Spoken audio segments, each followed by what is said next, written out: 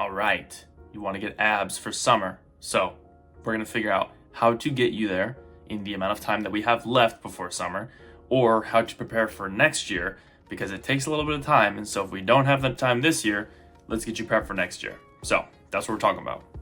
Before we get into it, super quick, I am a coach. So if you are looking for help with nutrition, hydration, training, stress management, getting consistency in your programming, talk to me through either my website or message me and I will contact you for more information.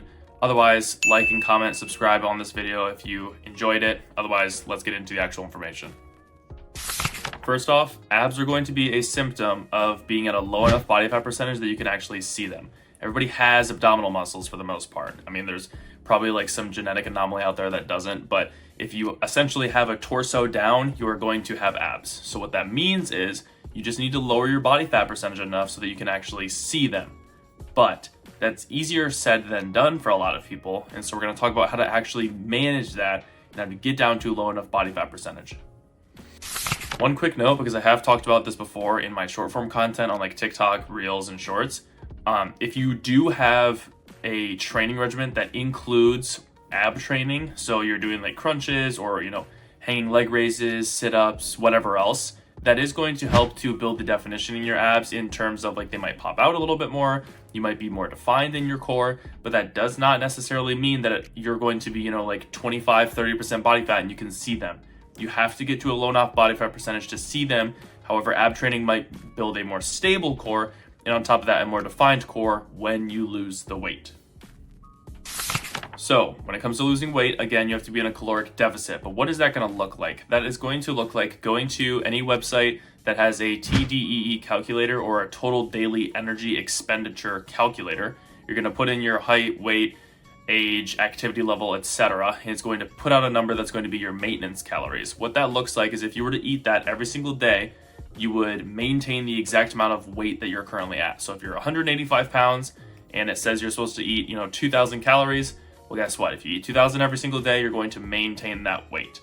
That's just an example. That's not a specific recommendation for anybody that's 180 pounds. It's just an example. But so let's say that is your 2,000 calories. That is your maintenance. Then what you're going to do is you're going to be at a 200 to 500 calorie deficit. So what you're going to do is you're going to subtract 200 to 500 calories, anywhere in that range, from 2,000, and that's going to be your caloric intake per day in order to lose weight. So you might be asking me now, okay, well, 200 to 500, that's a range. What should I do? 200? Should I do 300? Should I do 500? It really comes down to what you can manage. So 3,500 calories is what is going to make up 1 pound of fat. So if we're in a 500 calorie deficit and we do that every single day of the week, that is going to equate to 3,500 calories or 1 pound of fat loss per week. So if we go to that upper end and we do 500 calories per day in a deficit, we're going to lose a pound per week. If we go into that 200 or 250, that's going to be half a pound a week. So you need to be kind of aware of, one, how much time do you have before summer? And two, how much weight do you have to lose in order to see your abs? Generally speaking, between men and women, you want to be, close to single digit if you can in order to see your abs well defined. If you're looking for, blurry abs is what they call them, or just like there's a little bit of a line, but not much, you can be at a higher body fat percentage, but you don't want to get any higher than like 12% if you're trying to look for, pretty defined abs. Again, for men and women, and also how you hold your body weight, that's going to differ. So some people, they're going to hold more weight in their core, so they may need to get to a lower overall body fat percentage to see their core or their ab muscles, whereas other people, maybe they hold less in their abs, and so they can stay at a higher body fat percentage overall on their body, but since their core holds less overall, that's going to then let them see their abs sooner. Now that I'm talking about the subject of holding weight in different spots, I need to emphasize that you cannot spot fat reduce. Spot fat reduction is this idea that you can take away fat from certain areas and only certain areas. That's simply not how the body works. The body will take from wherever it chooses to in differing quantities. So for me, for example, I tend to hold more weight in my lower back, in my, oblique area.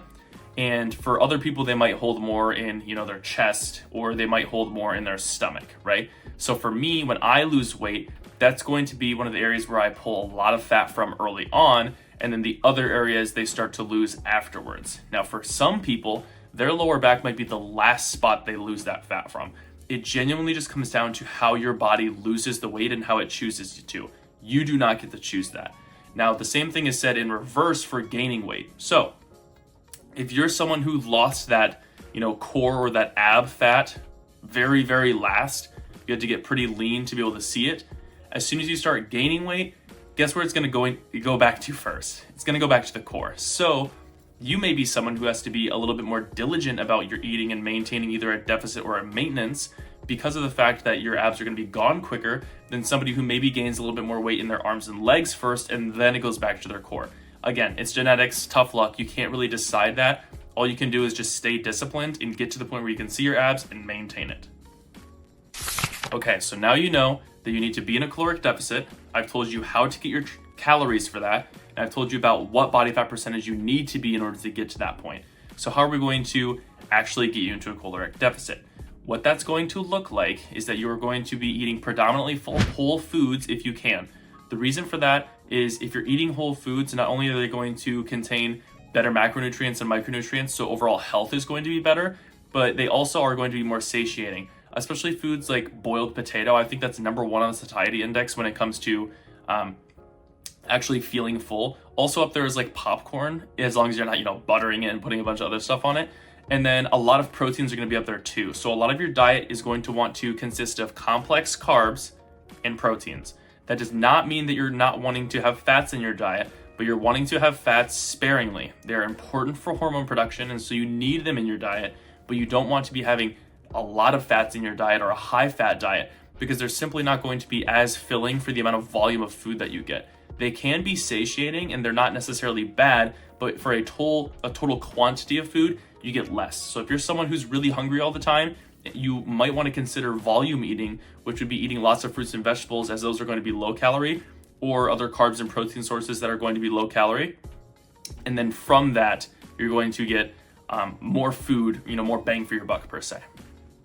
Now, since I'm talking about protein and how satiating it is, I probably should bring up that you also want a protein goal even when you're trying to lose weight. Reason being, if you've been working hard in the gym to try and put on muscle, you probably don't want to lose that muscle. And even if you are someone who doesn't work out, you just want to have abs and you don't care about any other muscles, you still want to have a protein goal. The reason being is you don't want to lose any of the muscle or very little of the muscle, even if you're someone who's skinny, because if you lose muscle and fat, you're just going to look like a smaller version of yourself. Whereas if you are to maintain that muscle, you're gonna get more of that like beach body look or that, toned look, right? Where, you still have that shoulder definition because there's actually muscle there to show. If you're shrinking down the fat and the muscle, you're losing both. It's just going to be skin and bone then essentially, which isn't as, beach body of a look that you may be going for compared to, that example, right? So for protein goal, what you want to do is either take your goal weight or your current body weight, and you're going to times that by 0.8 to 1.2. So anywhere in that range works. Generally, I would say, and I tell my clients to aim for the higher end if you're cutting and the lower end if you're bulking. I'm not going to go into the science behind that because I covered it in my cutting and bulking video. So if you want more information on that, go check out that video. But just choose somewhere within that range. If I were to do 1.0, that would just be, let's say I take a 200 pound person times 1.0, that's going to be 200 pounds. Pretty simple. They're going to eat 200 grams of protein per day. That's what you want to aim for. So now we know we're eating predominantly whole foods. We're in a deficit. We know our protein goal, and we know what body fat percentage we need to get to roughly in order to see our abs. What next? If you want to train abs, that is optional, but it is sometimes beneficial in terms of, again, getting that definition. But I want to dispel this idea of the fact that you have to do these like crazy core circuits or other stuff like that. Abs are just like any other muscle in the sense that you will train them the exact same way. You're not doing these, 5-minute plank holds and then 5-minute side plank holds and whatever else. That's just going to take up a lot of time and it's not beneficial comparative to doing resistance, weighted, progressively overloaded, stable movements. So what is that going to look like? Maybe you want to do crunches where you're holding a plate. Maybe you want to do the machine crunch, if you prefer that, if you have that at your gym. There's leg raises that you can do, other things like that. If it is able to be progressed, tracked, and weighted, that's probably the best thing that you can do because you can track it over time. Now, another thing is we're not going to be doing sets of, 30 reps. You want to stay in the relative range that you would generally train in. The range that I give my clients is 6 to 12. For a lot of people, that might seem like a broader range than what they train in the, community, because a lot of people like to train in, the maybe 4 to 8 or 4 to 6 range. I like to give a bigger range, one, because I work with clients from varying backgrounds. And so if I'm training someone who is older, I might not want them training as heavy because they just don't have as much bone density and also just overall strength. The risk of injury is going to be higher. So my recommendation is 6 to 12 with stable movements that you can progress over time. And I've given a couple examples as to those if you would like to do them. Another thing to note here is cardio. Cardio is completely optional. You don't need to do any aerobic training if you want to lose weight and, get the abs that you're looking for. However, it can be beneficial because you're going to be burning more calories. So again, let's say for this example, someone needs to eat 1,700 calories to lose weight. If they need to eat 1,700 and their maintenance is, let's say, 2,000, they're going to be in a 300 calorie deficit. But if they were to burn 200 calories through aerobic training, that would be a 500 calorie deficit per day. So instead of losing roughly half a pound per week, over a week that's going to be closer to 1 pound per week. Another example could be, again, let's say this person's maintenance is 2,000 calories, but let's say they're eating 2,000 calories. If they were to burn 300 calories through aerobic training, that would then put them into the 1,700 calorie range, and they're in a 300 calorie deficit per day. Again, they're going to be losing about half a pound per week compared to if they weren't doing cardio, and they would be losing 0 pounds per week. So aerobic training is a great tool. However, it's not necessary. On the point of aerobic training, just find the type of cardio that works for you. You don't need to do specifically swimming or specifically biking or running or whatever.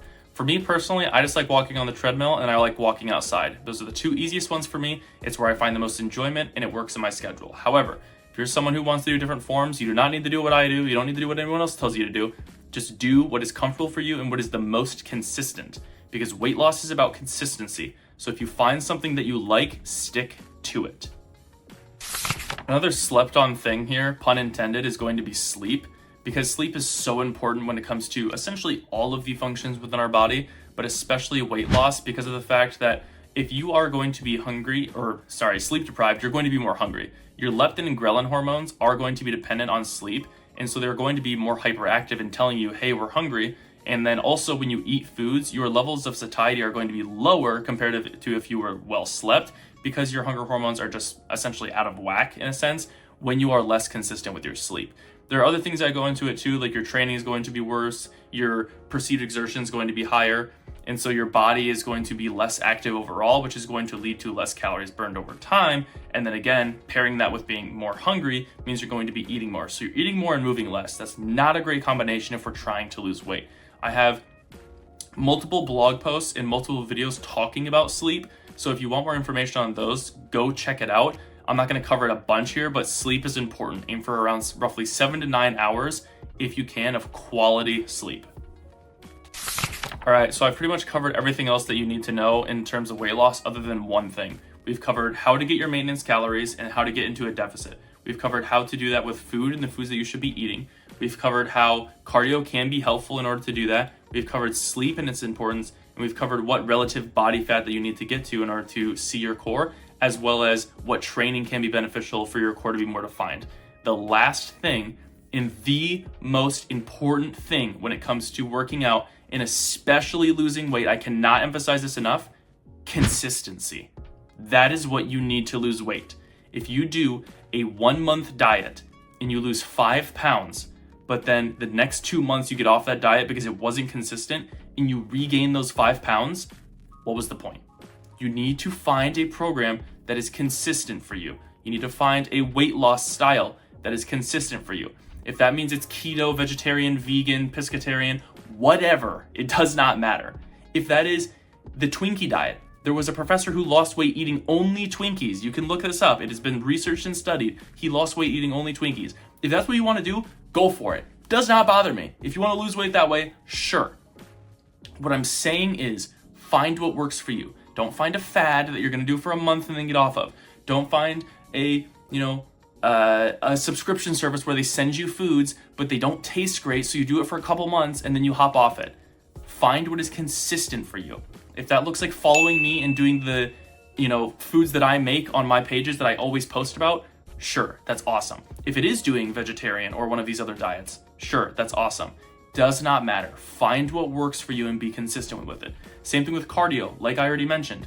You don't need to do what other people do. Do what works for you when it comes to cardio. Get yourself into a deficit, consistently track it using a scale. And that's, I guess, one thing that I forgot to mention. Use a scale and measure yourself in the morning after you go to the bathroom, because that's going to be the most consistent time for tracking. But just be consistent, please. I cannot emphasize this enough. Weight loss is not a 1 month thing or a couple week thing. It is months of consistency to get down to where you want to go. If you want to read about my story about how I lost 30 pounds in 4 months, it's on my blog. I can link it in the comments if you have any questions about it, and I can link it to you. But it is about consistency.